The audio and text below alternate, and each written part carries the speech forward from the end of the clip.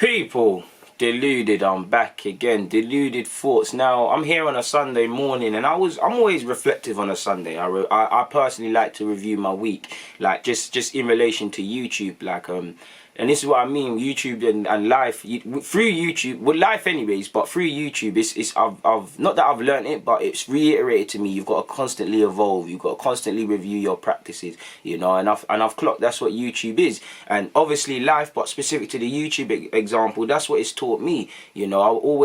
You need to experiment, you know. For me, the greatest quest now is cracking the algorithm, because I know my content is improving in terms of visuals. We're not all the way there yet, and I'm not saying I'm the most knowledgeable and things like that, but I know my content and the things I talk about are pretty solid. I know that at this point, you guys know me as someone that genuinely loves football. Yes, I'm an Arsenal fan.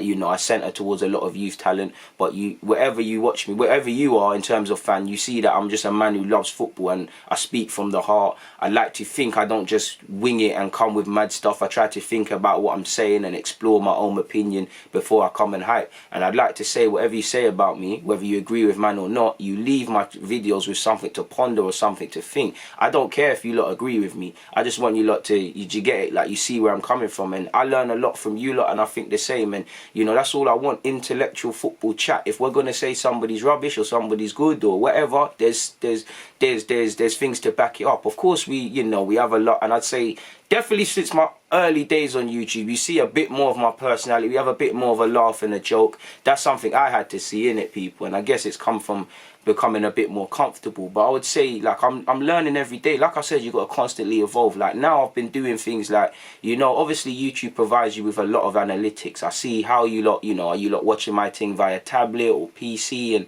things like that, and all other them sort of things there. And I've been looking at, you know, them engagement levels. How do I do better? Okay, this was highly, you know, this had high engagement levels. Why? This one didn't do as good as I thought. Why? You know, some videos I think, you know, are juicy topic because I'm so interested in it, doesn't do as well. Some topics I feel, why am I sitting here speaking about it, does well. Why does that happen? Is it just one of those things? Is it the YouTube algorithm? Why did the YouTube algorithm push that? You know, is it the tags you're using? Is it the time you're uploading these videos? Is it the section? Because you can put your video when it uploads into like entertainment, sport and that. What are these little things doing to affect the results do you get? It's always a learning process, and I think I'm doing that because I've told you already, I've personally learned I've got an infectious personality. When I don't like something, I'm not on it. But whether it's football, whether it's this, whether it's to a degree gym, you know, learning about like the economy and stuff, I have an addictive personality. Like I'm fully on it. I'll absorb myself fully into it and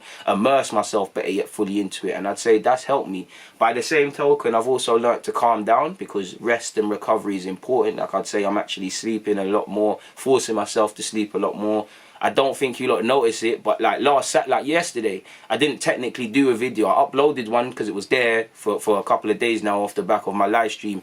But I tried to skip out a video a week. I mean, a day where I don't have to do a video. Of course, if something's required, something's required. But, you know, just in terms of self-care. And I always think that, you know, you can't really turn off videos, podcasts, all these things need to happen. But what else can I do away from this that can make this a bit easier? Because the content, creating the content's only half the job. You've got to absorb everybody else's content. You've got to review. You've got to see who's doing good things. What can you learn from them? You see, all these other YouTubers, this is why I don't hate. I learn from everyone. His thing is working. Not copy it, but why is his thing working? Is there little smart tags he's put? Is there little smart titles? You know, is it the time of day? Is it, you know, the collaborations? Why is it worked for him? How can I do that too? It's like Rants. You know, shout out to Rants. I learn a lot from Rants because he's one of the few genuine people out there, I'd say, that I've come across in YouTube.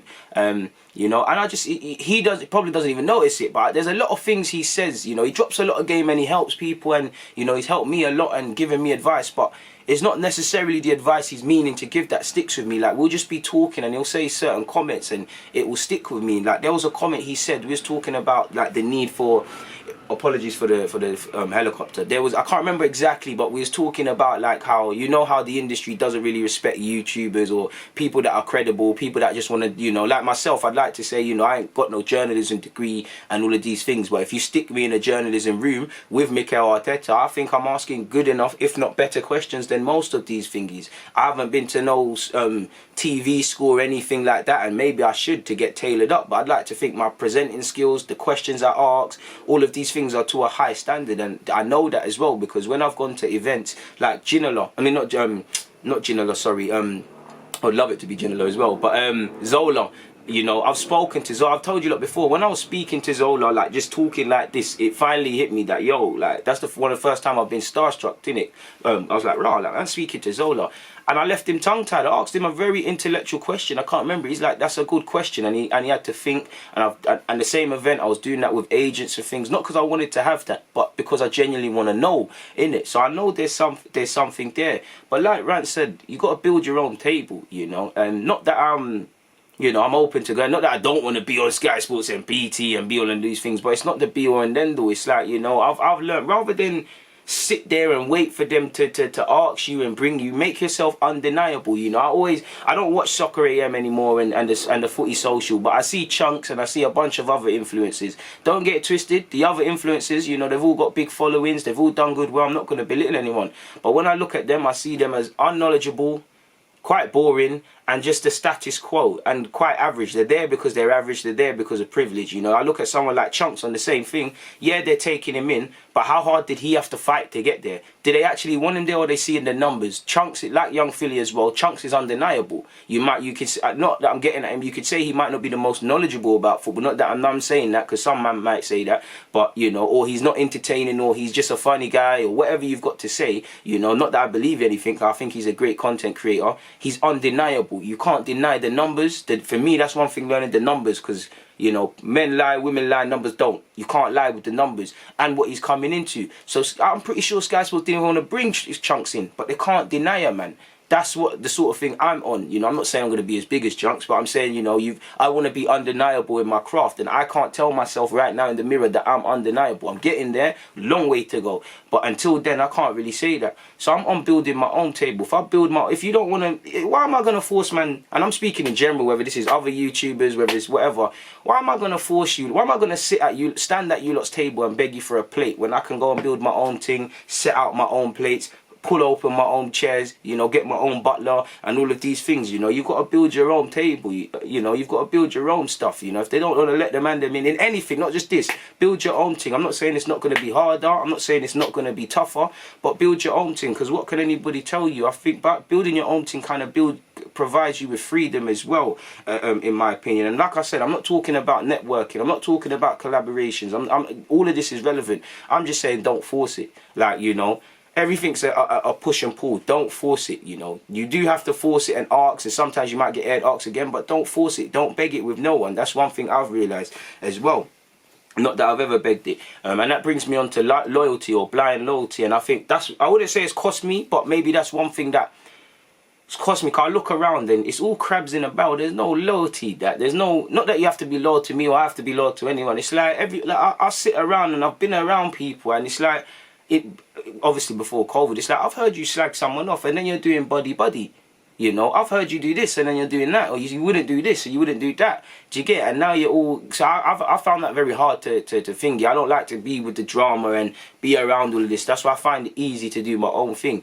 And in relation to blind loyalty, it's like, I wouldn't say it's on point. Like I said, we're all crabs in a barrel, innit? So if you get fantastic opportunities, you're going to do it. But me, I'm the sort of person, it's like, if we say we're doing a project, like we're going to do a weekly project or something, and let's just say it's every Monday, you know, I'm going to factor that into my life from now. You know, I might, Sky Sports, and this has happened, you know, not Sky Sports, but there's been several incidences I've been shouted by things or to do things, and I've said, yo, I can't do it on that day because I'm doing something with the man them or someone else, sort of thing. You know, it might not be something that's paying financially, but it's like me to you. If we say we're doing something on Monday, that's going to be my thing, innit? Like, I'm going to make sure every other plan gets bent around that sort of thing. And I think the same thing wasn't reciprocated, sort of thing. It's like I was doing that and it was costing me, but when it was on the other side of things, like even some collabs you don't know about, or just some networking opportunities, stuff away from YouTube, these things weren't being reciprocated, and it's no malice. You get it, you know, that's a good opportunity. You do the maths and take out your opinions, you know. Collab with DG or be on a major platform or things like that, it's a no-brainer. That's going to give you more, you know, that's going to move you more towards your goal. This will always be here. So I get it, you know, but when I look at it without that, you know, and like I said, without emotion, you have to get it, you have to understand it, you know, it is what it is. But then I focused on what I would do, you know. fair enough. I chose to delay these things or do whatever. They didn't. So why am I doing that? You know, I have to commit to my own cause. That doesn't mean don't collab. That doesn't mean don't push the man them. It's just I have to come first in everything I do in it. Do you get it? It's like anything I do, it has to factor in what I'm going to get. It doesn't mean just it's all about me, what I'm going to gain, I have to wonder, is it going to make me lose time? Is it going to make me lose anything? Is it worth me being blindly loyal to things? And the way I look at it, you know, it's sad, but it's like, if somebody doesn't pay it, like anything, as somebody said, if somebody, you know, they say they don't pay you to be here. That doesn't mean because I'm not paying my attitudes on the floor and stuff, but you don't pay man to be here, so man don't have to show them consistency level. So it's almost like I'm doing this a favor. So it's like, okay, cool, we'll do this on my time. If I need to do something now, I've changed. Like I said, see how I said I'll delay things? Now I'm saying, okay, and this obviously it doesn't change. If there's someone that I know's on this thing, I'll do that. But 9 times out of 10 now, it's okay, I'll do that on Monday. Oh, sorry, bro. Boom, boom, boom, reschedule. It's that, like this, that's the industry now, innit? That's the thing. So it's like, cool, why am I going to fight against this sort of thing? And for me, it's almost like time. I get it. Like I said, everybody's fighting time. Everybody's in the cycle. Like, I'm probably airing people and denying people collabs and things with me. So I can't, like I said, I don't mind when the people above man or whatever are doing it. It's the cycle. But for me, it's time. When you do things like the example I've just said, like if we plan something and you schedule it and you reschedule it and you think you do your other thing with the major platforms or whatever, I'm not saying it's that you don't rate man. I'm not saying it's that you don't find man important. But evidently you're telling me my time isn't important. You're telling me my time is always going to be there for you. So it's not reputable. It's not something that's reputable. It's something that's always there. You're not rating it really, you know. We can always change things, and that's why I always plan my schedules with me ahead. And if that happens, then we've probably got to go the long way around. There's no doing it an hour later. There's no a day later or so. Obviously there are. I'm speaking not literally, sort of on a broad basis, but it's all about the principle. It's like, and for me, it's jarring, you know. Especially when you lot talk about some collabs or some consistencies, it's like I'm having to consistently WhatsApp man, which is no problem. Consistently message man, they're airing it. When they need me, they're sending other question marks and things like that. But this is how the industry works, and for me, that's one thing as to why I don't force it anymore, you know. Especially weekly collabs you wanted to see. It's like I can't keep hunting man down sort of thing, the same old guys doing that. That's why you see with me there's a lot of diverse stuff. You'll see, you know, the Turkishes, you know, Rants hasn't been here but Rants will be, the Curtises, and then you'll see me do it with some people you like, my man them that you might not necessarily know, or other people, because I don't like to ask the same old people are getting the same old thing, you know. I'm not saying they're gatekeepers, but it feels a bit gatekeeperish, like I'm having to wait on you to do things. I'm not that's not been me in life, so it's not going to be me on YouTube. I don't like to wait for people. It's not saying that, you know, I won't wait for someone that's on the same level, but I don't like my fate and my future decided by other people. I like it in my own palms. If I F up, I F up. Do you get it? And that's why consistent collabs are quite tough. But like I said, you know, when it comes to time, if the same energy isn't shown, I'm not showing the same energy, I can't lie. And it's always, you know, don't put no one else first. You know, that's one thing I've had to learn. And I'll also say, through pursuing YouTube full time, I'm happier. Now, financially, obviously with YouTube wages and my full-time wages, probably would be better, but would it? Because would I, not to talk too tough, and I'm not earning a major amount, but there's been a small sort of there's been a bit of an uptake in consistency based off YouTube now. Maybe that's because I've been able to be around a bit earlier, do a bit more streams, be a bit more flexible. I'd say forget that, I feel a bit more happy, I feel free. Obviously, you know, I wouldn't say I'm exactly happy because I don't know where my future is going to go. We're still trying to make this a thing, you know, we still haven't, you know, done anything really. It could all go downhill, but I feel happier in that. I feel like I'm deciding my future. I feel like I'm deciding, claiming days and deciding my future for myself rather than letting the days just pass me and things like that. I feel happier, I feel more flexible, and I feel like I'm learning a lot more, and I feel like this is what scared me more to take this leap, and I feel this is what's allowing me to grow. You know, I'm not saying I'll never work again. I want to work again. It's just simply what I want to do. I want to work with, not for people. I want to work with, you know, not for. Again, you know, there's nothing wrong with a 9 to 5. There's absolutely nothing wrong with a 9 to 5.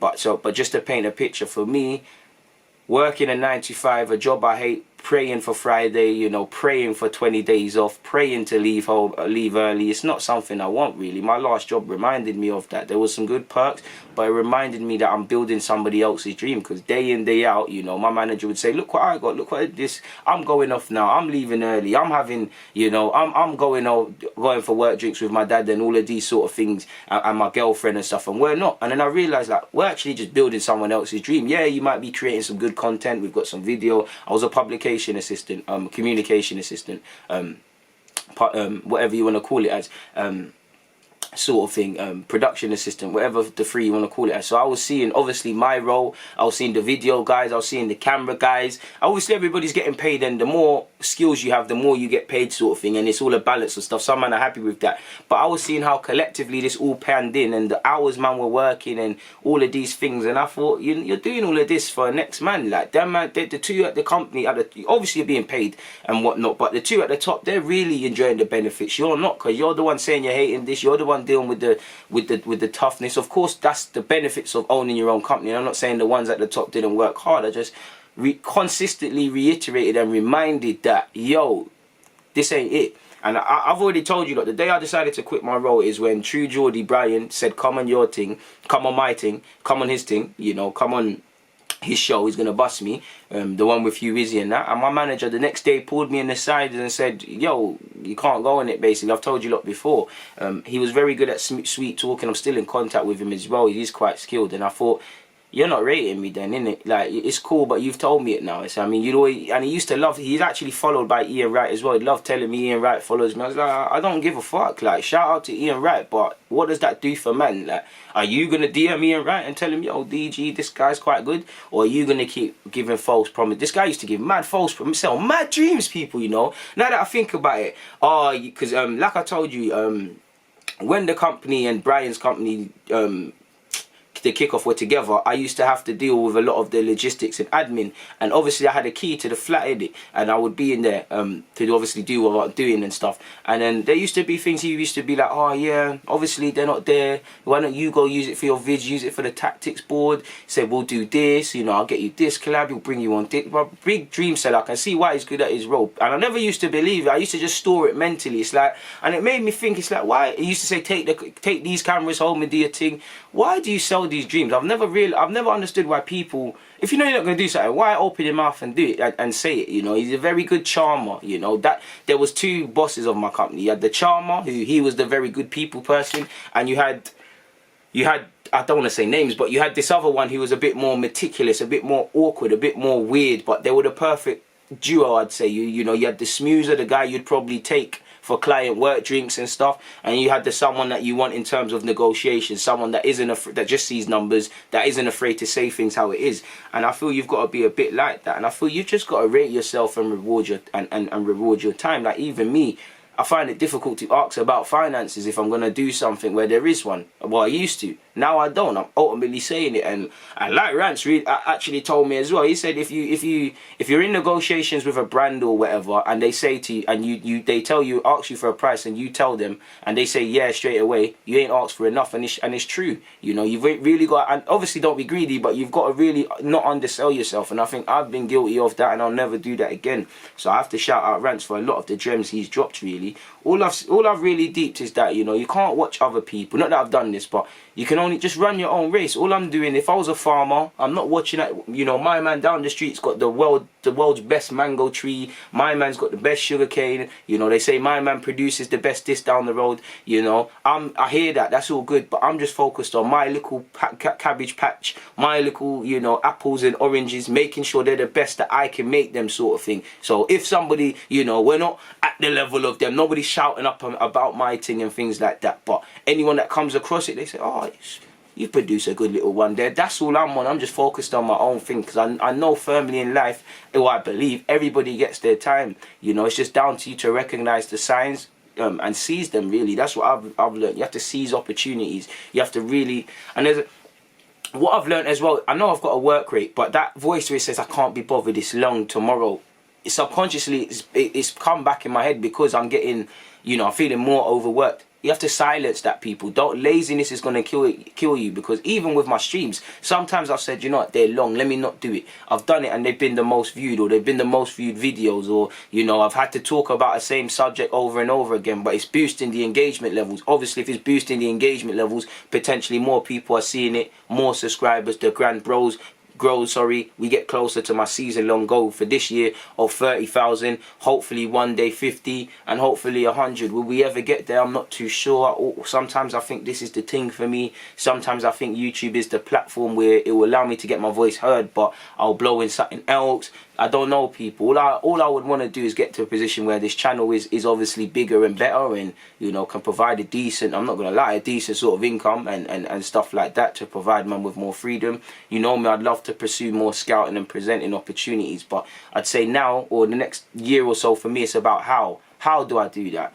Who do I contact? How do I get into contact? How do I put myself into smart positions? Because knowing things and working hard, you know, being knowledgeable and working hard, I wouldn't say I'm knowledgeable, but I know a decent amount, and I'm always seeking knowledge and bettering myself. Working hard, evidently, with the consistency shown, you know, they're the two minimums, so that's not a problem. Working smart now, because not on a hating thing or a bitter thing, but sometimes I'll look on Twitter, and like I said, it's a how thing, or how did they do that? I'll see certain people on Sky Sports or BT or getting endorsements and these other things, and I'll think, how? You know, how did they get that? How do I do that? How do I go about that? Like sponsorship would help Deluded out right now. How do I get into contact with potential sponsors? You know, how do I find them, sort of thing?